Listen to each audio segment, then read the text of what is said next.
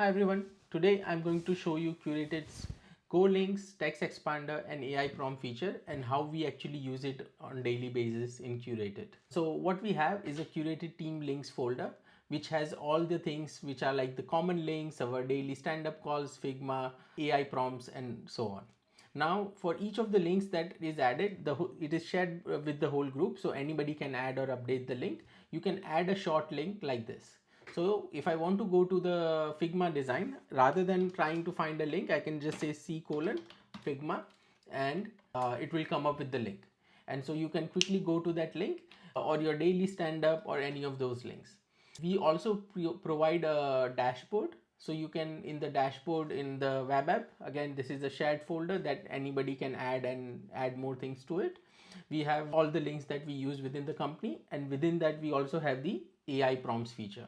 So for example, let's say if I want to add a prompt for the team, I can just say add an AI prompt and I'll just add a simple one called explain, and I can say explain topic in curly brackets. So this becomes like variable to me like 5-year-old, right? I save this prompt and next thing I'll do is I'll go to ChatGPT, and if I say C colon and then say explain, the variable will come up and I can say text expander for example, and I can just simply use my keyboard to enter and it will do the explanation. And you can use it across Claude, ChatGPT, Gemini and so on. So hope you found it useful. Please feel free to check out Curated Chrome extension on the Chrome Web Store.